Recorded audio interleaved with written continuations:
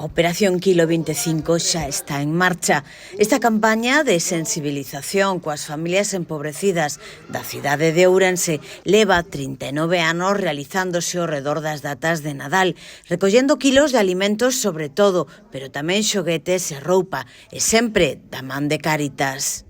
A mí me parece algo súper importante en la ciudad de Ourense, y muy importante por varios motivos. Primero, porque se trata de dar respuesta a las personas que necesitan, que siguen necesitando nuestra ayuda para cubrir sus derechos básicos, como es la alimentación.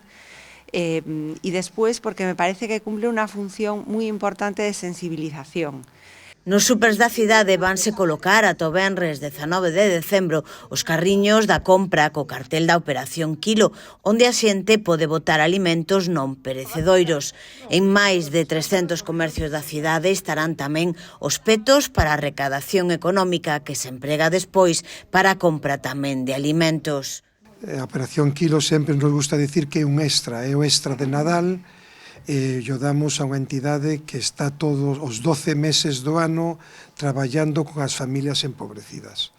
Entón, por iso ten sentido a Operación Kilo, porque se inserta nun proxecto de todo un ano, de xente que se acompaña, se traballa con ela, se lle axuda todos os 12 meses do ano, non?